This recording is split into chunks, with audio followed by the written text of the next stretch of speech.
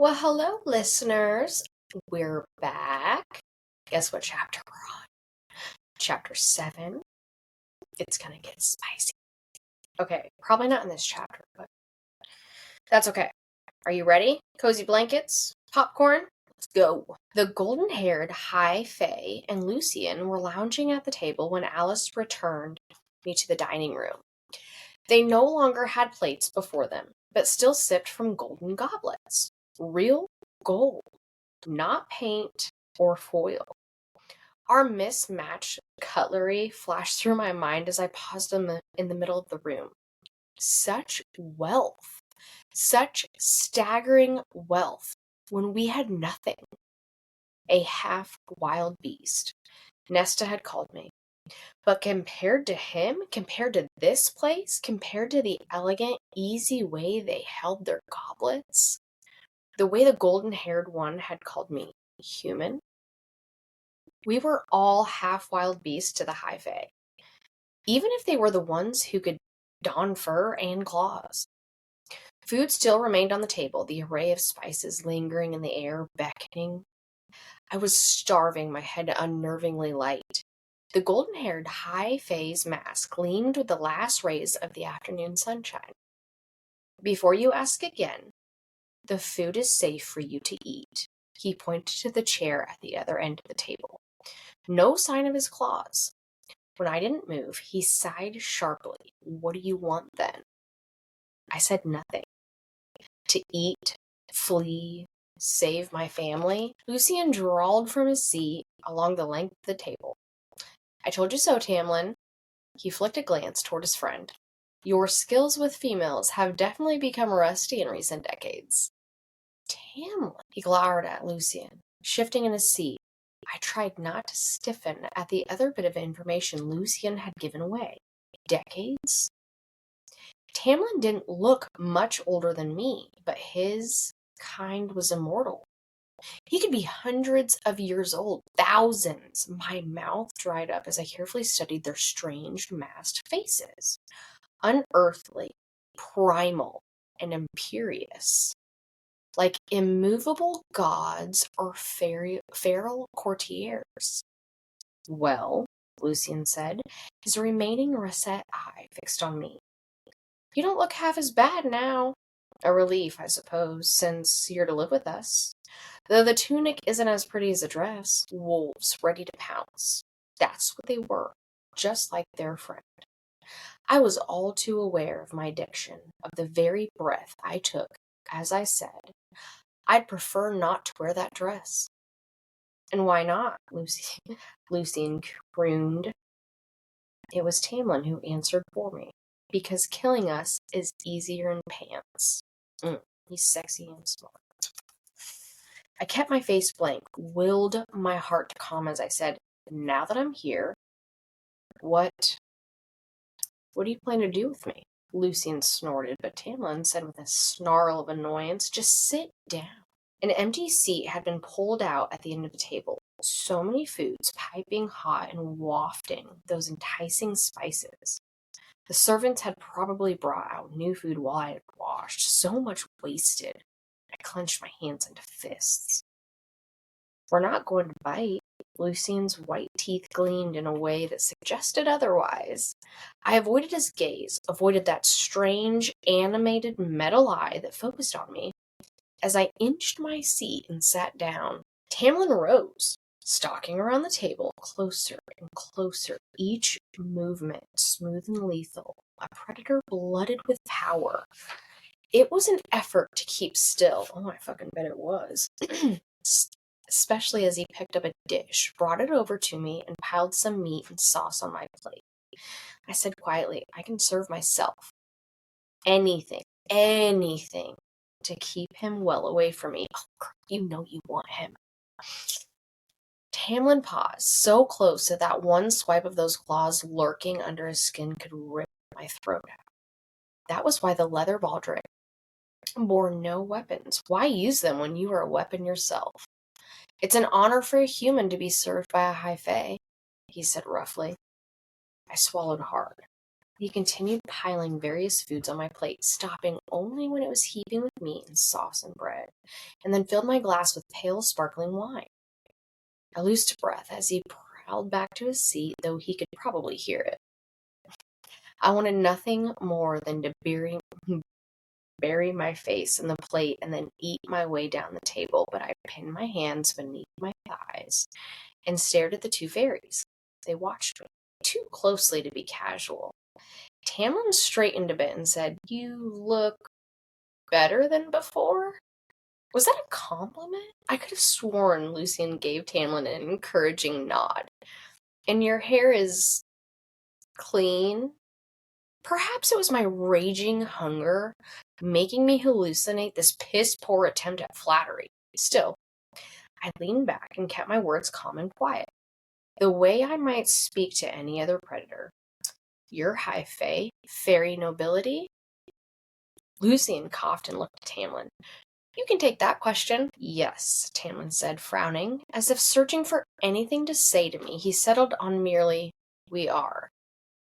Fine. A man, fairy, of few words. I had killed his friend, was an unwanted guest. I wouldn't want to talk to me either. "What do you plan to do with me now that I'm here?" Tamlin's eyes didn't leave my face. "Nothing. Do whatever you want."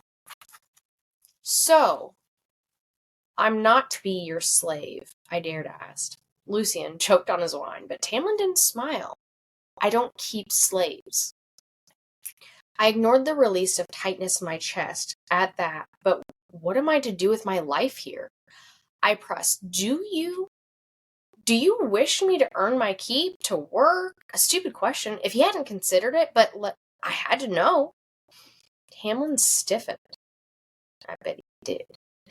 "What you do with your life isn't my problem." Lucian pointedly cleared his throat, and Tamlin flashed him a glare. After an exchanged look I couldn't read, Tamlin sighed and said, "Don't you have any interests?"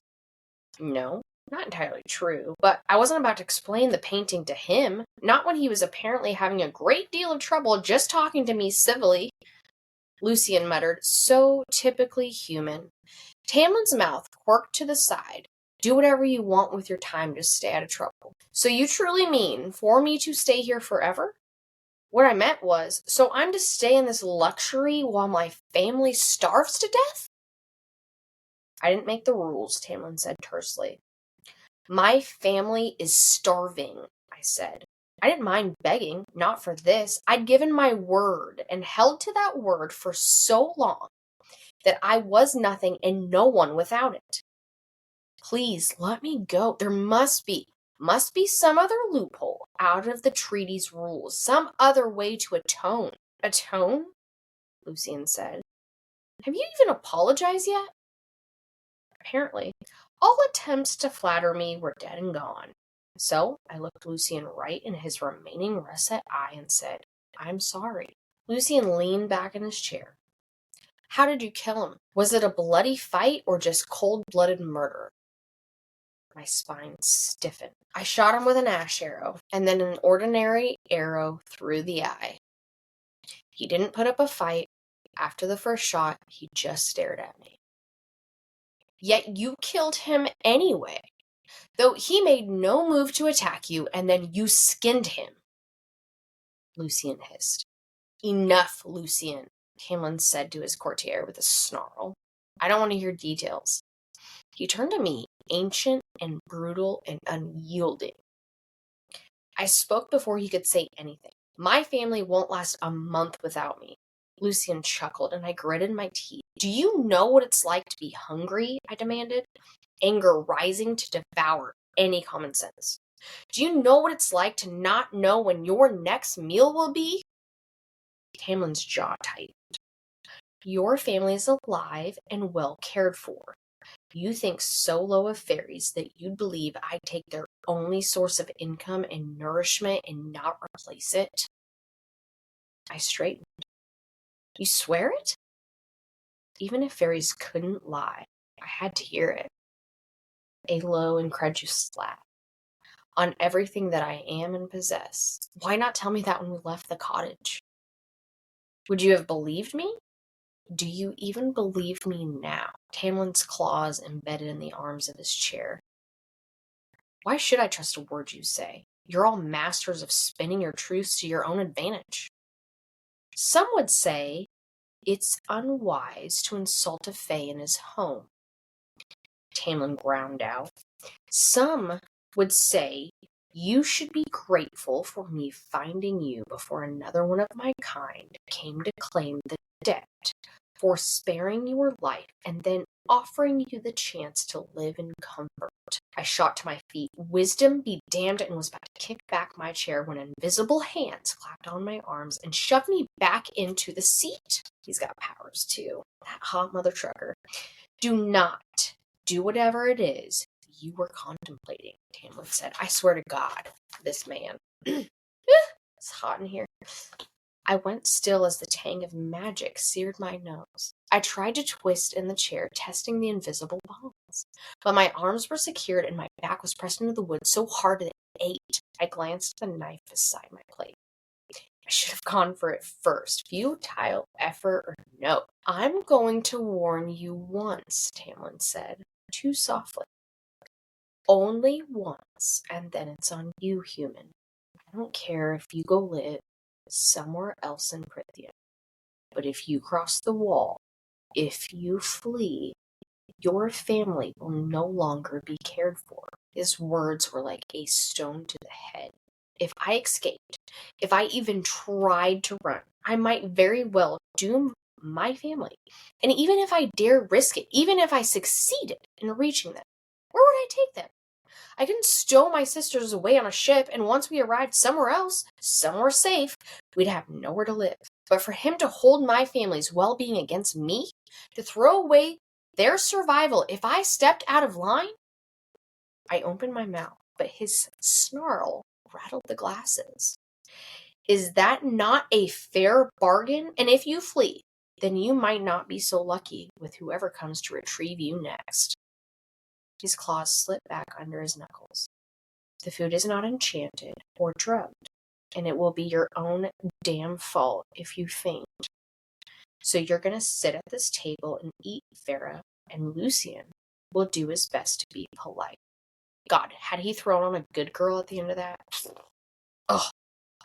He threw a pointed look in his direction. Lucian shrugged. The invisible bonds loosened, and I winced as I whacked my hands on the underside of the table. The bonds on my legs and middle remained intact. Of course he did. One glance at Tamlin's smoldering green eyes told me what I wanted to know. His guest or not, I wasn't going to get up from this table until I'd eaten something. I think about the sudden change in my plans to escape later. For now, I eyed the silver fork and carefully picked it up. They still watched my every move, the flare of my nostrils as I sniffed the food on my plate. No metallic stench of magic. And fairies couldn't lie, so he had to be right about the food then. Stabbing a piece of chicken, I took a bite. It was an effort to keep from grunting. I hadn't had food this good in years. Even the meals we'd had before our downfall were little more than ashes compared to this. I ate my entire plate in silence, too aware of the high fae observing every bite. But as I reached for a second helping of chocolate torte, the food vanished. Just vanished, as if it had never existed, not a crumb left behind. Swallowing hard, I set my fork down so they wouldn't see my hand start to shake. One more bite and you'll hurl your guts up, Tamlin said, drinking deeply from his goblet. The bonds holding me loosened. Silent permission to leave. Thank you for the meal, I said. It was all I could think of. Won't you stay for wine? Lucian said with a sweet venom from where he lounged in his seat. I braced my hands on the chair to rise. I'm tired. I'd like to sleep. It's been a few decades since I last saw one of you, Lucian drawled, but you humans never change. So I don't think I'm wrong in asking why you find our company to be so unpleasant when surely the men back home aren't much to look at. At the other end of the table, Tamlin gave his emissary a long warning look. Lucian ignored it. You're high fae, I said tightly. I'd ask why you'd even bother inviting me here at all or dining with me.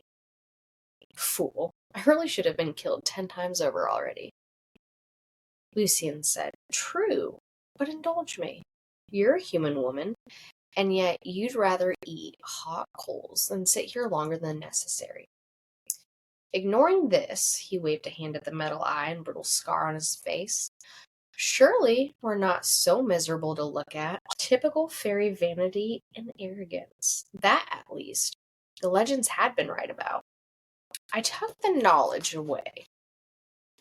Unless you have someone back home, unless there's a line of suitors out the door of your hovel that makes us seem like worms in comparison.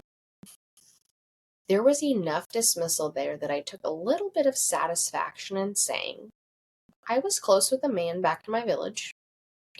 Before that treaty ripped me away, before it became clear that you are allowed to do as you please to us, but we can hardly strike back against you. Tamlin and Lucian exchanged glances, but it was Tamlin who said, Are you in love with this man? Oh, my man's is jealous. Of course he is. No, I said, as casually as I could. It wasn't a lie, but even if I'd felt anything like that for Isaac, my answer would have been the same. It was bad enough that High Fae now knew my family existed. I didn't need to add Isaac to that list. Again, that shared look between the two males. And do you love anyone else? Tamlin said through clenched teeth. Oh, he's fucking jealous. A laugh burst out of me, tinged with hysteria. No, I looked between them. Nonsense. These lethal, immortal beings really had nothing better to do than this? Is this really what you care to know about me? If I find you more handsome than human men, and if I have a man back home, why bother to ask at all? And I'll be stuck here for the rest of my life. A hot line of anger sliced through my senses. We wanted to learn about you, since you'll be here for a good while, Tamlin said, his lips a thin line. But Lucian's pride tends to get in the way of his manners. He sighed, as if ready to be done with me, and said, Go rest. We're both busy most days, so if you need anything, ask the staff. They'll help you. Why? I asked. Why be so generous? Lucian gave me a look that suggested he had no idea either, given that I'd murdered their companion, but Tamlin stared at me for a long moment. I kill too often as it is, Tamlin said finally, shrugging his broad shoulders. And you're insignificant enough to not ruffle this estate. Unless you decide to start killing us. I tell you what, that mother trucker, how dare he?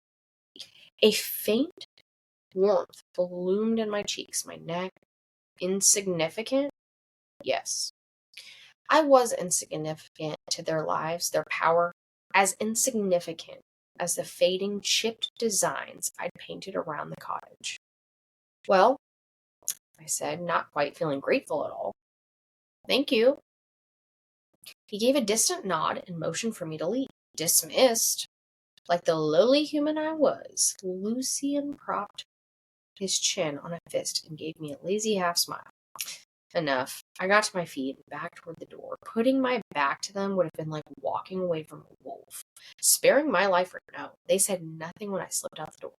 A moment later, Lucian's barking laugh echoed in the halls, followed by a sharp, vicious growl that shut him up. I slept fitfully that night, and the lock on my bedroom door felt more like a joke than anything. Girl, you know you don't want to lock. I was wide awake before dawn, but I remained staring at the filigreed ceiling, watching the growing light creep between the drapes, savoring the softness of the down mattress. I was usually out of the cottage by first light, though my sisters hissed at me every morning for waking them so early. If I were home, I'd already be entering the woods, not wasting a moment of precious sunlight, listening to the drowsy chatter of the few winter birds. Instead, this bedroom and the house beyond was silent. The enormous bed foreign and empty. A small part of me missed the warmth of my sister's body overlapping with mine. I bet Tamlin could help with that. Nesta must be stretching her legs and smiling at all the extra room. She was probably content, imagining me in the belly of a fairy, probably using the news as a chance to be fussed over by the villagers. Maybe my fate would prompt them to give my family some handouts, or maybe Tamlin had given them enough money or food or whatever he thought taking care of them consisted of to last through the winter. Or maybe the villagers would turn on my family, not wanting to be associated with people tied to Prithian, and run them out of town. I buried my face in the pillow, pulling the blankets higher. If Tamlin had indeed provided for them, if those benefits would cease the moment I crossed the wall, then they'd likely resent my return more than celebrate it. Your hair is clean. A pathetic compliment. I suppose that if he'd invited me to live here, to spare my life, he couldn't be completely wicked. Perhaps he'd just been trying to smooth over our very, very rough beginning. Maybe there would be some way to persuade him to find some loophole, to get whatever magic that bound that treaty to spare me. And if not some way, then someone.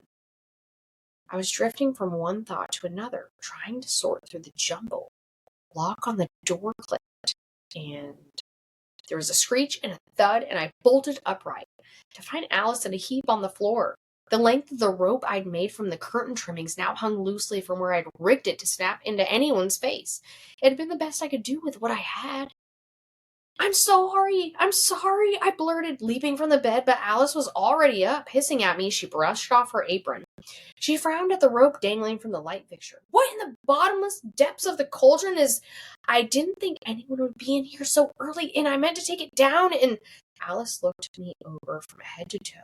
You think a bit of rope snapping in my face will keep me from breaking your bones? My blood went cold. You think that will do anything against one of us? I might have kept apologizing were it not for the sneer she gave me. I crossed my arms. It was a warning bell to give me some time to run, not a trap. She seemed poised to spit at me, but then her sharp brown eyes narrowed. You can't outrun us either, girl. I know, I said, my heart calming at last, but at least I wouldn't face my death unaware. Alice barked out a laugh. My master gave his word that you could live here. Live, not die. We will obey. She studied the hanging bit of rope. But did you have to wreck these lovely curtains? I didn't want to. I tried not to, but a hint of a smile tugged on my lips. Alice strode over to the remnants of the curtains and threw them open, revealing a sky. There was still a deep periwinkle, splashed with hues of pumpkin and magenta from the rising dawn. I am sorry. I said again. Alice clicked her tongue. At least you're willing to put up a fight, girl. I'll give you that. I opened my mouth to speak, but another female servant with a bird mask entered, a breakfast tray in hand. She bid me a curt good morning, set the tray on a small table by the window, and disappeared into the attached bathing chamber. The sound of running water filled the room. I sat at the table and studied the porridge and eggs and bacon. Bacon! Again, such a familiar food to what we ate across the wall. I don't know why I'd expected otherwise. Alice poured me a cup of what looked and smelled like tea. Full-bodied, aromatic tea, no doubt imported at great expense. Prithian and my adjoining homeland weren't exactly easy to reach. What is this place? I asked her quietly. Where is this place? It's safe, and that's all you need to know, Alice said, setting down the teapot. At least the house is. If you go poking around the grounds, keep your wits about you. Fine. She wouldn't answer that. I tried again. What sort of fairies should I look out for? All of them, Alice said. My master's protection only goes so far. They'll want to hunt you and kill you just for being a human, regardless of what you did to Andreas. Another useless answer. I dug into my breakfast, savoring each rich sip of tea, and she slipped into the bathing chamber. When I was done eating and bathing, I refused Alice's offer and dressed myself in another exquisite tunic, this one of purple so deep it could have been black. I wished I knew the name for the color, but catalogued it anyway. I pulled on the brown boots I'd worn the night before, and as I sat before a marble vanity, letting Alice braid my wet hair, I cringed at my reflection. It wasn't pleasing, though not for its actual appearance. While my nose was relatively straight, it was the other feature I'd inherited from my mother. I could still remember how her nose would crinkle in the feigned amusement when one of her fabulously wealthy friends made some unfunny joke. At least I had my father's soft mouth, though it made a mockery of my too sharp cheekbones and hollow cheeks. I couldn't bring myself to look at my slightly up-tilted eyes. I knew I'd see Nesta or my mother looking back at me.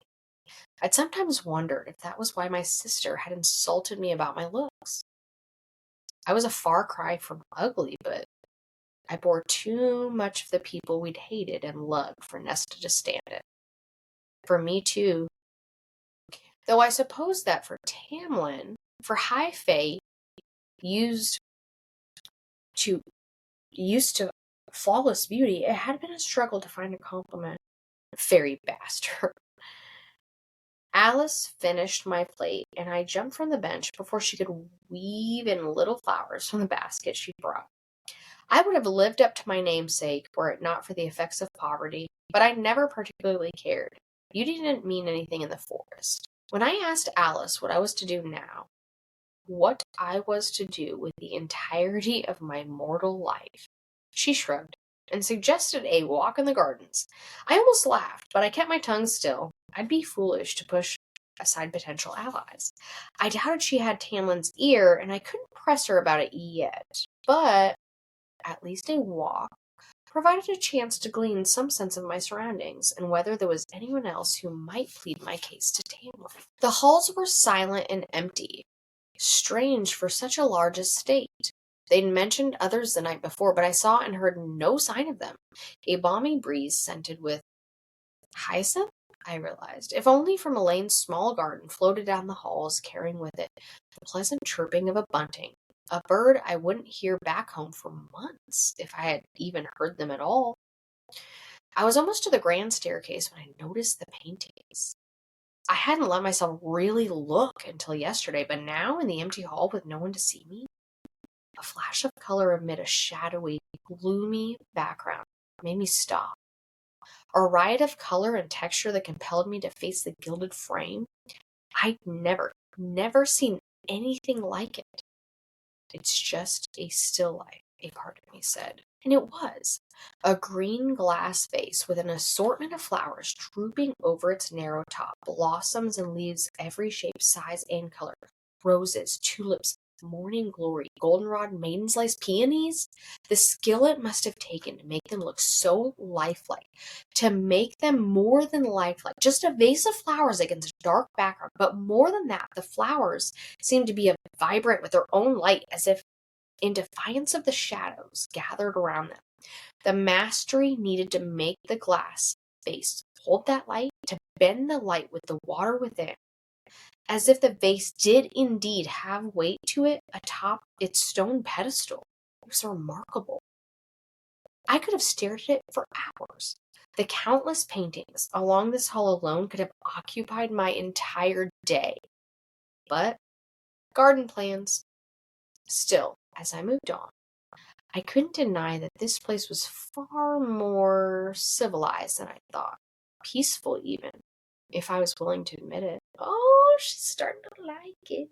And if the high fae were indeed gentler than human legend and rumor had me believe, then maybe convincing Alice of my misery might not be too hard. If I could win over Alice, convince her that the treaty had been wrong to demand such a payment from me, she might indeed see if there is anything to get me out of this debt. And you, someone said as I jumped back a step. In the light of the open glass doors to the garden, a towering male figure stood silhouetted before me.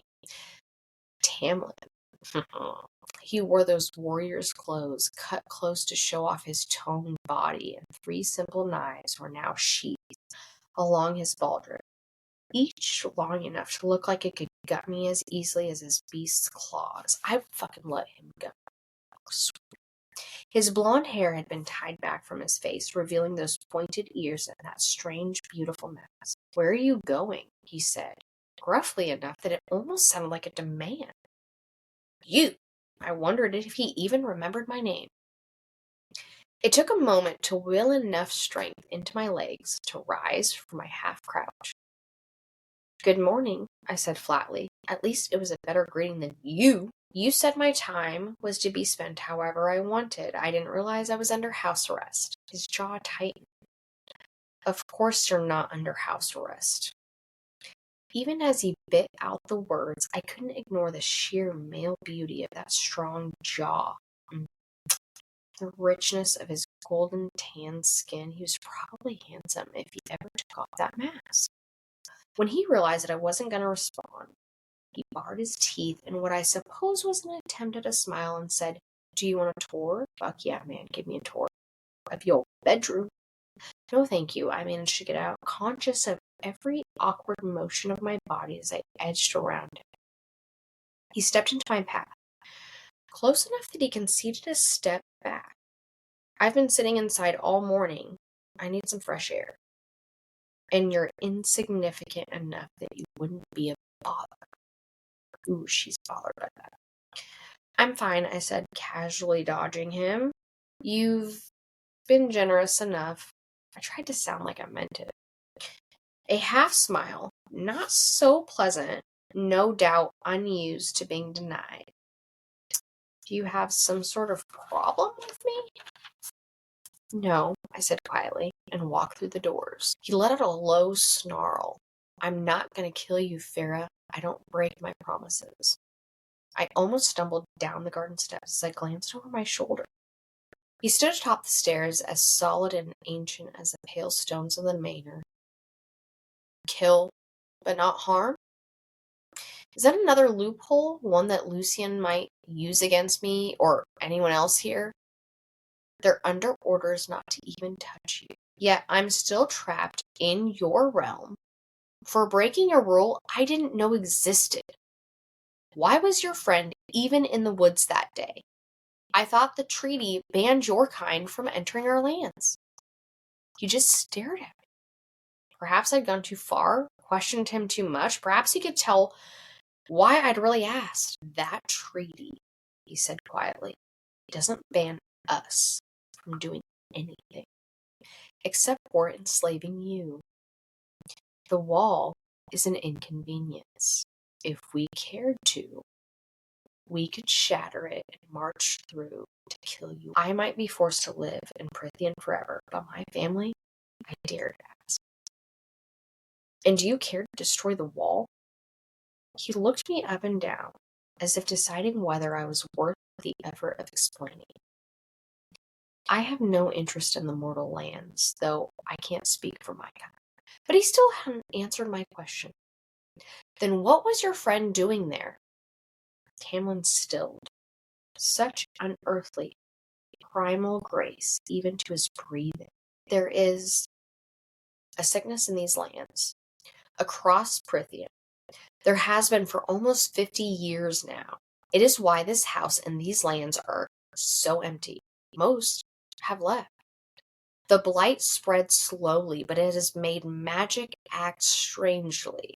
My own powers are diminished due to it. These masks," he tapped on his, "are the result of a surge of it that occurred during a masquerade 49 years ago. Even now, we can't remove them. Stuck in masks? For nearly 50 years? I would have gone mad. Would have peeled my skin off my face. You didn't have a mask as a beast, and neither did your friend. The blight is cruel like that. Either live as a beast or live with the mask. Wait, what sort of sickness is this? It's not a disease, not a plague or an illness. It's focused solely on magic, on those dwelling in Prithian.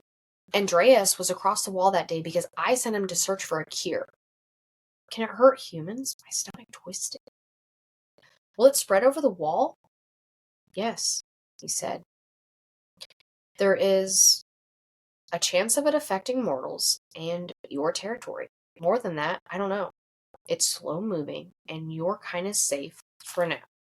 We haven't had any progression in decades. Magic seems to have stabilized, even though it's been weakened." That he'd even admitted so much spoke volumes about how he imagined my future. I was never going home, never going to encounter another human to whom I might spill this secret vulnerability. A mercenary told me she believed fairies might be thinking of attacking. Is it related? A hint of a smile, perhaps a bit surprised. I don't know. Do you talk to mercenaries often?